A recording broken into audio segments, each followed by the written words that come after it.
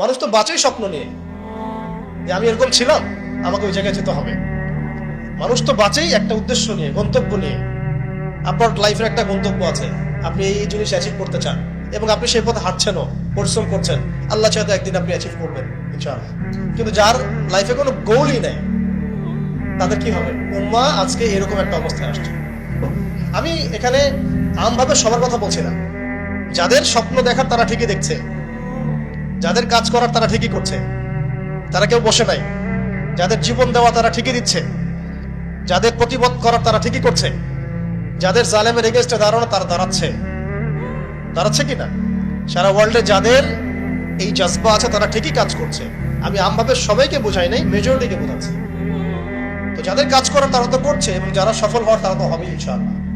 আল্লাহ পাক যেন আমাদের প্রত্যেক বিশ্বের বিভিন্ন জায়গায় আমাদের যে ভাইয়েরা দিন প্রতিষ্ঠার জন্য কাজ করছেন, সবাইকে বিজয় দান করে নেন।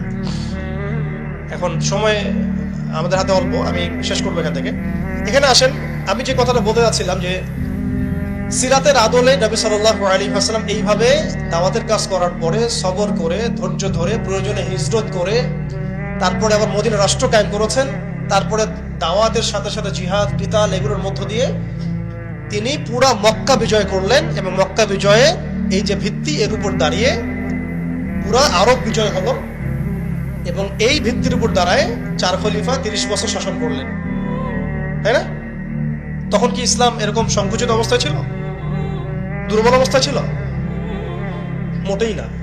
বরং স্পেন থেকে এদিকে চায়না পর্যন্ত, এইদিকে আফ্রিকা থেকে নিয়ে পুরো সিন্ধু পর্যন্ত, এই পুরো জায়গাটা আমাদের ছিল। চিন্তা করা যায়? চিন্তা করছেন একবার যে উমর রাদিয়াল্লাহু আনহু একটা এই খেজুরের বানানো মসজিদে বসে আছেন? ভাবা যায়? এই মাটির মধ্যে তিনি শুয়ে আছেন।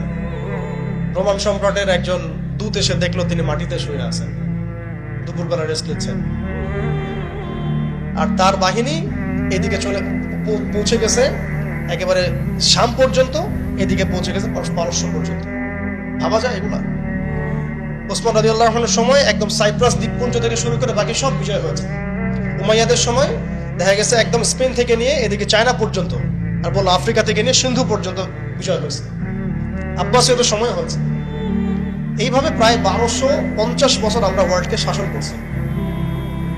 তখন একটা মুসলিম নারীর দিকে চোখ তুলে তাকানোর জরুরত কেউ করতো না। একটা মুসলিম ভাইকে অন্যায়ভাবে হত্যা করবে সাহসী কারো ছিল না, গায়ে টোকা দিবে সাহসী ছিল না। আজকে আমাদের চোখের সামনে বিগত 100 বছরে আমার তো মনে হয় মিনিমাম 10 কোটি মুসলমান হত্যা করা হয়েছে। মিনিমাম 10 কোটি মুসলমানকে হয়েছে বিগত এই 100 বছর। মানে একেবারে চিহ্নিত করে করে মারা হচ্ছে, ইস্যু তুলে তুলে মারা হচ্ছে। যখন কোনো ইস্যু নাই, সবাই শান্তিপূর্ণ অবস্থায় থাকতে চাচ্ছে, তখন জঙ্গি ইস্যু তৈরি করা হচ্ছে, কোন নাটক সাজানো হচ্ছে। আরে মারবি বা যুদ্ধ করবি তো ঘোষণা দিয়ে কর, লুকাচুরির কি আছে? মুসলিমদেরকে মারার জন্য ভারতে নতুন নতুন পায়তারা চলতেছে। এখন আমাদের এই ভাইরা তো বদ্ধ একটা জায়গায়। আপনারাই বলেন তারা কি করবে এখন? তারা মিশন নিছে, রাষ্ট্রীয়ভাবে মিশন নিছে মুসলিম নিধনের।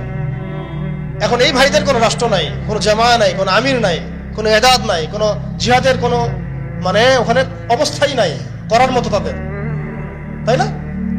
ভিতরে কথা বলছি আমি, কাশ্মীরের কথা বলছি না। তাহলে এই ভাইরা এখন কি করবে? এই যে অবস্থা, এই অবস্থা কি মনে করছেন আমাদেরকে প্রভাবিত করবে না? অভ্যন্তরীণ ভাবে এখানে বাংলাদেশে আমরা বেশিরভাগ মুসলিম হলেও আমাদের আশেপাশে চতুর্দিকে ঘোরাফেরা করতেছে কুফাররা, চতুর্দিকে ঘোরাফেরা করতেছে। আপনি কাকে বিশ্বাস করবেন? চায়নাকে বিশ্বাস করবেন? ভারতকে বিশ্বাস করবেন? নেপাল ভুটানকে বিশ্বাস করবেন? না মায়ানমারকে বিশ্বাস করবেন? আপনি যাবেন কোন দিকে? আমাদের প্রস্তুতিটা কি? আমাদের প্রিপারেশন কি? রাষ্ট্র কি প্রিপারেশন নিচ্ছে? আমার কথা হচ্ছে রাষ্ট্র নাকি যুদ্ধ করে? সবাই বলেন একটা কথা না, রাষ্ট্রের অধীনে যুদ্ধ। তো রাষ্ট্র কি প্রিপারেশন নিচ্ছে? রাষ্ট্রের সেই ফিকির আছে কিনা? রাষ্ট্রের তো এই ফিকিরটুকু নাই যে রাষ্ট্রের মধ্যে ইসলামিক আইনগুলো বাস্তবায়িত হোক। এইটুকু ফিকির নাই তো আপনাদের। যারা ইলেকশন নির্বাচন গণতন্ত্র এগুলো করতেছেন, কার ফিকির আছে? আল্লাহর কসম করে বুকে হাত দিয়ে বলেন তো কার ফিকির আছে ক্ষমতায় গিয়ে আপনি আল্লাহর আইন বাস্তবায়ন করবেন? ইসলামপন্থী ভাইদের কথা বাদ দিচ্ছি, ইসলামপন্থী ভাইদের কথা বাদ দিলাম, আমি সেকুলারদের কথা বলছি, ডেমোক্রেটিকদের কথা বলছি। রাষ্ট্র চলে আসছে এইভাবেই। আর যারা ফিকির করছেন ইসলাম নিয়ে আমি যাব, ওখানে গিয়ে এটা করবো, এটা আপনি ডেমোক্রেটিক সিস্টেমে করতে পারবেন না। আপনাকে সিস্টেমটা সরাই ফেলতে হবে। গণতন্ত্র বলে কোনো শব্দই রাখা যাবে না, তারপরে শরিয়া কায়েম করতে পারবেন। শরিয়া আর গণতন্ত্র একসাথে থাকতে পারে না। শরিয়া, গণতন্ত্র, ধর্মনিরপেক্ষতাবাদ, কমিউনিজম এগুলো একসাথে থাকতে পারে না। একটা বোতল, এর মধ্যে আছে আপনার বিষ, এখানে আপনি দুধ খেতে পারবেন না। একটা বোতল, এখানে আছে বিষ, আপনি এটাকে 1000 বার ধুইতে হবে, ধোয়ার পরে আপনি দুধ ঢালতে পারবেন, খাবার রিস্ক দিতে পারবেন, তাও খাবেন কিনা সন্দেহ আছে। দেশের যত সমস্যা দেখবেন, মিডিয়া যান, মিডিয়া গেলে মনে হবে দেশের সমস্ত সমস্যার হালত এবং সমাধান হচ্ছে একটা বিষয়, মিডিয়ার ভাষায়। মিডিয়া ঢোকেন, দেখেন কি হচ্ছে, অনেক প্রবলেম দেশের মধ্যে, সংস্কার এইটা সেটা অনেক কিছু হচ্ছে। ভাবখানা এমন যে সব কিছু থেকে উদ্ধার করবে আমাকে একটা শব্দ, তার নাম নির্বাচন। তার নাম মানে নির্বাচন হলেই সব সমাধান হয়ে যাবে। এটা আমাদের আকীদা, আমাদের চিন্তা এরকম ভাই। একটা মুদির দোকানদারকে জিজ্ঞাসা করেন, সেও এই কথাই বলবে। আবার বুদ্ধিজীবীকে জিজ্ঞাসা করেন, সেও এই কথাই বলতেছে। টকশোতে বসে সেও কথা বলতেছে। এমপি কে বলেন, সেও কথা বলতেছে। মানে পুরো অবচেতন দাসত্ব, অবচেতন ইবাদত। দেখেন আমাদের অবচেতন মনে আমরা ইবাদত করে ফেলছি গণতন্ত্রের, পশ্চিমাদের, ওদের তন্ত্রমন্ত্রগুলার। ইলেকশন দিলে সব সমাধান হয়ে যাবে? কোন পদ্ধতিতে আপনি দিবেন? দেওয়ার পরে কি হবে? মূলনীতি কি থাকবে? সংবিধান কি থাকবে? সংস্কারগুলো কি কি হবে? আপনি কি আল্লাহর জমিন, আল্লাহর দিন কায়েমের দিকে আসবেন কিনা? এখানে তো অনেক কথা আছে। এগুলোকে সলিউশন না করে XYZ যেই আসো, আপনি আমাকে বসায় দিন, আমি কিছুই করতে পারবো। সিম্পল, আমাকে বসায় দেন, আমি কিছুই করতে পারবো। আপনি সবচেয়ে পরহেজগার মানুষটাকে বসায় দেন, সেও কিছু করতে পারবে না, কারণ সিস্টেমটাই তাকে করতে দিবে না। এই জিনিসগুলো আমাদের বোঝা উচিত। উম্মার সংকটগুলো এইভাবে আমাদের আইডেন্টিফাই করতে হবে। যে অনেক লম্বা হয়ে যাচ্ছে, হয়তো আমি শেষ করে দেই। এখন শেষ করি ভাই, অনেক লম্বা করা যাবে না, নামাজের ব্যাপার আছে। এখানে আমাদের ওই হারানো ঐতিহ্যটাকে আমরা বুঝতে পারলাম, আমরা কোথায় ছিলাম, কোথায় ছিলাম আমরা, এটা কি বুঝতে পারছেন? এখন দেখেন আমরা আসি কোথায়। এখন আসি কোথায়? এক বাক্যে, আমাদের সারা ওয়ার্ল্ডে কোনো খিলাফা স্টেট নাই, এক নাম্বার কথা। 2 নাম্বার, নাই তো নাই, জেরুজালেম আমাদের হাতে ছিল, ওইটাও আমাদের কাছ থেকে কেড়ে নেওয়া হয়েছে। তারপরে আমাদেরকে এরকম 57টা পিস পিস রাষ্ট্রে ভাগ করা হয়েছে, ওই খেলাফা রাষ্ট্রকে বাদ দিয়ে। এবং প্রত্যেকটা রাষ্ট্রের মধ্যে মুনাফিক শাসক বসায় দেওয়া হয়েছে। একদম খোলামেলা বলে দিই, প্রত্যেকটা রাষ্ট্রের মধ্যে ম্যাক্সিমাম মুনাফিক শাসক বসায় দেওয়া হয়েছে, যারা নিজেরাই পশ্চিমাদের হয়ে সার্ভ করবে এবং আল্লাহর জমিনে তাগুত কায়েম করবে। আল্লাহর জমিনে তাগুত কায়েম করবে, এবং করেছে তারা এটা। তাগুত কি তারা তো বুঝে না। তাগুত মানে শয়তান। যেখানে আল্লাহর বিধান চলে না, ওখানে শয়তানের বিধান চলে, সিম্পল। এটা 1000 জন বুদ্ধিজীবী মিলেও যদি একটা সংবিধান লিখে আর সেখানে আল্লাহ বিরোধী আইন থাকে, সেটা তাগুত। সেটার নাম কি? তাগুত। এই তাগুত মানে শয়তান। কেউ যদি ওর প্রতি ইমানদার হয়ে মারা যায়, জাহান্নামে যাবে। কেউ যদি ওর প্রতি ইমানদার হয়ে মারা যায়, সরাসরি জাহান্নামে যাবে ইনশাআল্লাহ, কারণ সে তাগুতের দাসত্ব করছে। আর আমাদেরকে বলাই হয়েছিল, ওয়ামা ইয়াকফুর বিত্তাগুত ওয়া ইউমিন বিল্লাহ ফাকাদ ইসতামসাকা বিল উরওয়াতিল ওয়ুসকা লা ইনফিসামা লাহা ওয়াল্লাহু সামিউন আলিম।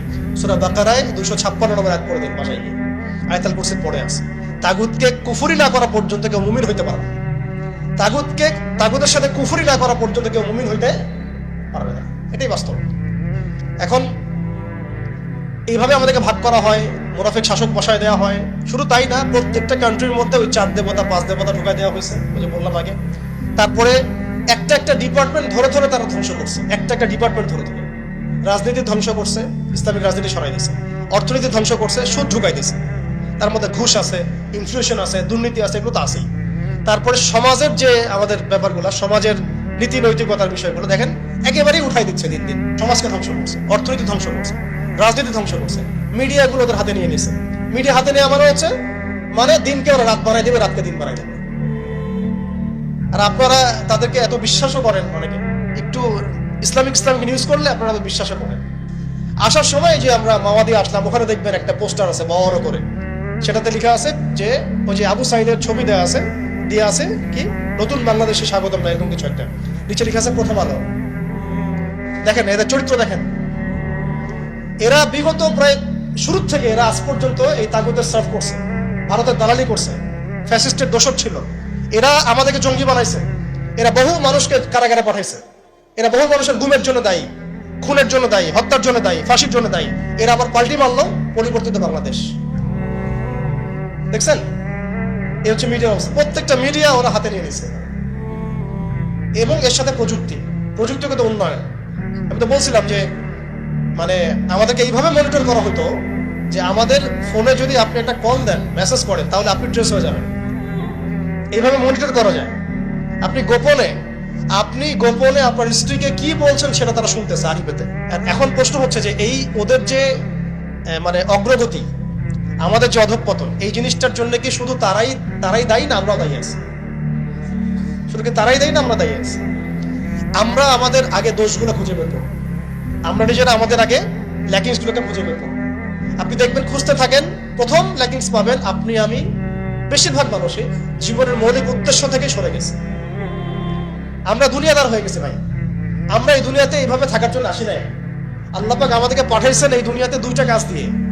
একটা হচ্ছে আল্লাহর ইবাদত করতে হবে এবং তার জমিনে দিন কায়েম করতে হবে। এখানে আমি অন্য কোনো উদ্দেশ্য আসি নাই, আমরা মুসাফির এখানে সবাই।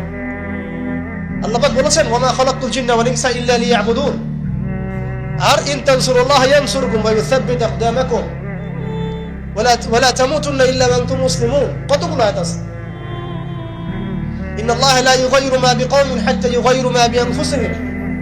আয়াতের পর আয়াত বলা যাবে। আমাদেরকে এই দুনিয়াতে পাঠানো হয়েছে দুইটা কাজ। আমাদেরকে আল্লাহর ইবাদত করতে হবে এবং আল্লাহর জমিনে তার দিন কায়েম করতে হবে। এটা আমাদের কাজ, বাকি সবকিছু গৌণ, এগুলো মুখ্য কাজ, মেইন। এবং আমাদেরকে দিন দেয়া হয়েছে কেন? হুয়াল্লাযী আরসালা রাসূলাহু বিল হুদা ওয়া দীনিল হক লিইয়ুযহিরাহু আলা দীনি কুল্লি। এই দিনটা আল্লাহ পাক দিয়েছেন এই কারণেই, যাতে এই দিন অন্য সমস্ত দিনের উপর জয়লাভ করে। তো জয়লাভ কখন করবে? যখন আমরা ফিকির করবো তখন। এটা কি আবরাহার যুগ যে আবাবিল পাখি এসে পাথর ছুড়বে? বলেন, এখন পাথর আপনাকে আমাকে ছুড়তে হবে? এটা তো আবরাহার যুগ না। নবী সাল্লাল্লাহু আলাইহি ওয়াসাল্লাম শুধু দোয়া দিয়েই কি সব হয়েছে? দোয়ার সাথে চেষ্টা করেন নাই তিনি? এমনকি বদর যুদ্ধের দিনও তিনি কূপ দখল করলেন, ভালো জায়গাটাতে শিবির গাড়লেন, সৈন্য বিন্যাস করলেন। সবকিছু যখন ঠিকঠাক মতো হয়ে গেল, তারপরে বৃষ্টি আসলো আল্লাহর পক্ষ থেকে, তিনি দোয়া করা শুরু করলেন।